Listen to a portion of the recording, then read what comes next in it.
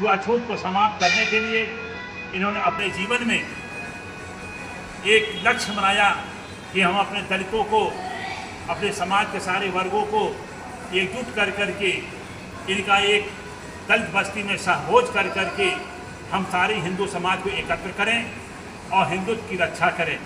ब्रह्मलीन महाराज जी श्री राम जन्मभूमि के अध्यक्ष भी रहे और उन्होंने, कहा जाता है कि जब देश दुनिया के अंदर सारे संतों ने काशी जी के डोम राजा के यहाँ जब उन्होंने भोज के लिए, जब उन्होंने अपने यहाँ एक भोज रखा तो सारे साधु संतों ने इनकार कर दिया कि हम लोग डोम राजा के यहाँ भोजन करने नहीं जाएंगे।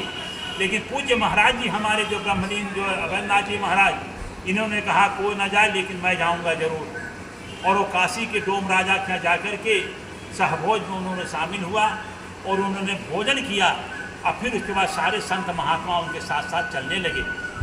कहा जाता है कि ऐसे संत बहुत ही कम मिलते हैं। इन्होंने पूरी चारों धाम की यात्रा की, 12 ज्योतिर्लिंग की यात्रा की और 51 शक्तिपीठ में से सारे पीठों की भी इन्होंने यात्रा किया था। हम भी उनके एक शिष्य के रूप में कार्य किए हैं। जब ब्रह्मलीन महाराज जी के जब उन्होंने चुनाव लड़ते थे हिंदू महासभा के बैनर के नीचे, और उनके गुरु ब्रह्मलीन दिग्विजय जी महाराज जो हिंदू महासभा से एकमात्र घोड़ा में सवार का चुनाव लड़ करके जब लोकसभा में जाते थे, तो उसके बाद फिर शिष्य के रूप में अवैधनाथ जी महाराज गोरखपुर से 5 बार सांसद और माली राम से कई बार विधायक भी चुने गए।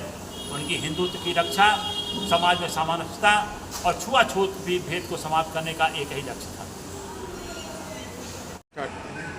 आज का क्या प्रोग्राम है यहाँ पे? आज हिंदुत्व के रक्षक गोरखपीठ के पीठाधीश्वर ब्रह्मलीन अवैधनाथ जी महाराज का 104वां जयंती मनाई जा रही है।